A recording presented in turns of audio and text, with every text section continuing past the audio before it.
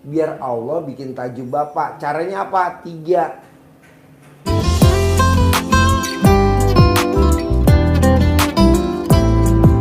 Nah, mau saya Pak, dengan Bapak tadi hajatnya jauh-jauh dari Ternate, kaya raya tajir melintir, jauh-jauh dari Ternate, utangnya lunas tanpa bayar, tanpa nyicil, tanpa jual aset. Maunya saya Bapak bisa gak bikin takjub Allah, biar Allah bikin takjub Bapak. Caranya apa? Bangun jam 00, senyum, mandi, tahajud, baca Quran. Nah, biasanya orang baca Qurannya 1 juz, Bapak tingkatin. Biasanya orang baca Qurannya 1 juz, Bapak tambahin. Jadi biar Allahnya takjub. Tapi kalau Bapak bacanya sekedarnya baca, saya nggak setuju. Allahnya jadi nggak takjub. Kalau Allah nggak takjub, nanti Allah nggak bikin takjub kita. Betul Pak. Jadi bikin Allah takjub. Jadi anak yang bikin orang tuanya takjub, pasti orang tuanya bikin takjub anak. Amin. Amin. Adek yang bikin takjub kakaknya, pasti kakaknya bikin takjub adeknya. Begitu. Jadi apa ya namanya, kayak contoh ya, kayak kemarin anak yatim mau umroh, itu tanpa disuruh saya nukerin duit tuh real, yang satuan, yang 5-an, yang 10-an, yang 20-an, itu saya tukerin banyak sampai 300 juta buat dibagi-bagi ke anak-anak. Kenapa? Karena anak yatimnya bikin takjub Allah, sehingga Allah bikin takjub tamu-tamu RDAY.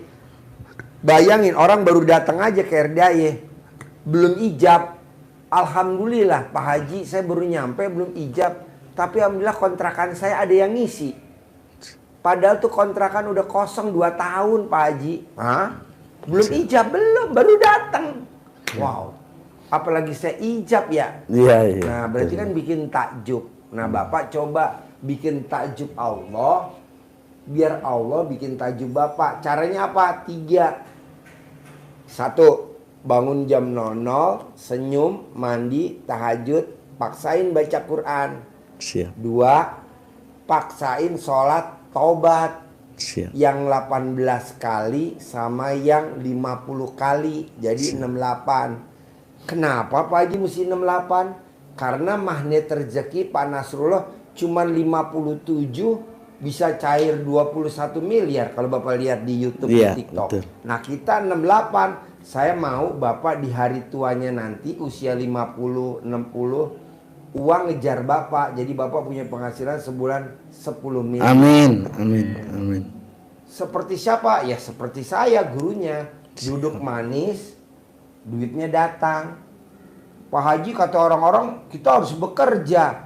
Bekerja benar, tidak harus bekerja juga benar. Ada contohnya.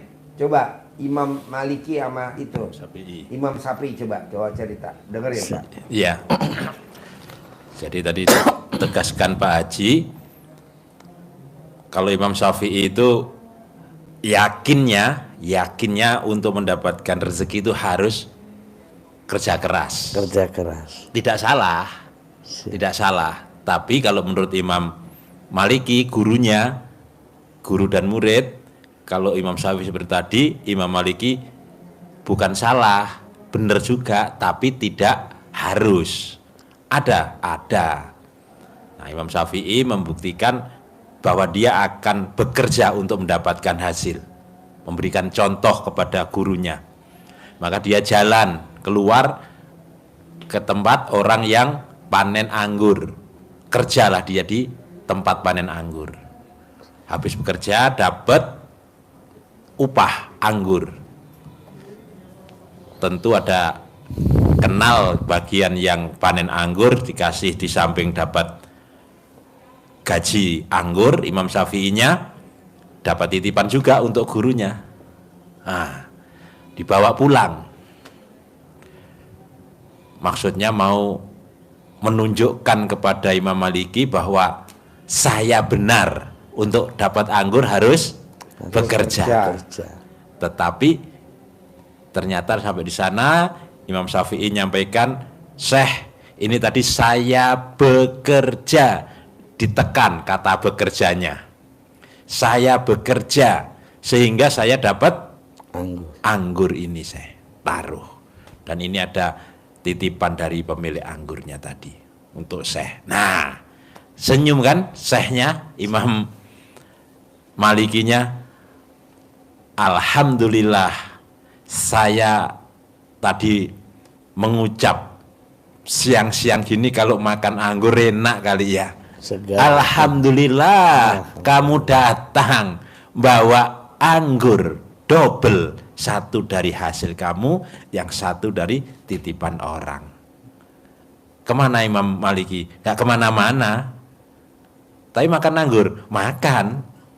Kerja enggak, anggurnya datang sendiri. Nah, nanti termasuk Bapak bisa juga dengan warung yang super laris, maka Bapak tinggal kontrol, duduk manis, jalan ke depan, jalan ke belakang, lihat-lihat, sudah mereka duit datang sendiri. Coba cerita pengalaman orang Indramayu, kaya raya tajir melintir.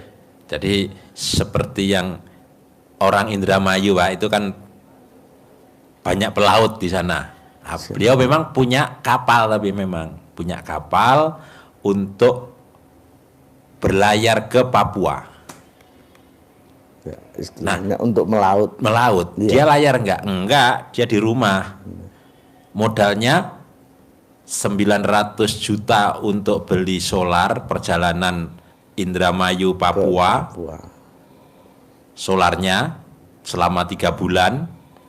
Perbekalannya untuk makan, minum, masak dan sebagainya, bumbunya untuk perlengkapan hidupnya, ABK-nya itu 400 juta, jadi 1,3 juta. 1,3 juta sekali jalan. Modalnya dari mana? Dari ada yang modalin, ada koperasi, ada KUD, ada orang yang ngasih untuk biaya itu. Nanti pulangnya kembali dapat ikan. Nyari ikan ke sana, itu nyari ikan ke Papua. Sampai di Indramayu dipanen ikannya. Itu kalau dijual langsung dibeli untuk diekspor, itu nilainya bisa sampai 3 juta. Semakin dia doanya, semakin 3 ibadahnya. 3 miliar. 3 miliar. 3 miliar untuk diekspor. Terlalu semangat bos, begonya jadi nongol. 3 miliar Pak. Sama 3 miliar. Dimodalin maka UD 1,3 miliar. Cairnya ikannya 3 dijual 3 miliar. Jadi Laba. masih ada selisih 1,7 miliar. Dia duduk itu aja. kalau ikan biasa campur, tapi kalau ikan tenggiri itu dia nilainya kalau dijual diekspor ke Cina itu bisa sampai 5 miliar. Betul, Mas. Ya. Padahal dia cuma di rumah, yang kerja 16 ABK. Iya. Yang ke Papua, dianya di rumah angkat kaki meraktek ilmu RDAY. Nah, saya maunya di hari tua kita 50 ke atas, 60, 70, 80, bahkan 90, bahkan 100, maunya saya duit datang sendiri. Pak Haji kenapa sih nyebutnya umurnya 100? Karena orang yang baca Quran itu umurnya selalu di atas 100. Orang yang baca Quran ilmunya di atas 100 tahun. Dan tidak kena penyakit pikun. Tuh kalau kita baca Quran. Kan lumayan. Kalau pikun, nah. Kalau umur pendek, nah. Lanjut. Nah, jadi semangatnya seperti itu, Pak. Kita bisa diam, duduk, ilmu yang disampaikan Pak Haji, rezeki mengejar kita, bukan kita yang mengejar uang. Ada seperti itu tadi contohnya. Nah, kuncinya yang tadi sudah disampaikan Pak Haji, harus bikin takjub Allah. Kenapa harus bikin takjub dengan dua tadi? Bangun malam, berarti Bapak tidak bangun kan? Enggak. Enggak, langsung. Karena semalaman. Meleknya semalaman. Ya. Jadi enggak harus Karena udah terbiasa. terbiasa ya. Termasuk harus juga sholat Sholat tobat tadi. Tobatnya. Sholat tobatnya 18 sama tambahan 5. Jadi 68. Apalagi Bapak sudah nonton sedikit banyak tentang magnet rezeki. Nah itu harus tambah lebih yakin. Siap. Kenapa itu harus dibersihkan dengan sholat tobat? Jadi hati kita harus benar-benar bersih. Benar-benar bersih. Karena perintah Allah untuk mohon ampun. Mohon ampun. Kalau kita mohon ampun, Allah berjanji untuk melipat gandakan harta Bapak. Kalau warungnya sekarang ada berapa cabang? baru 4 Pak. 4 cabang.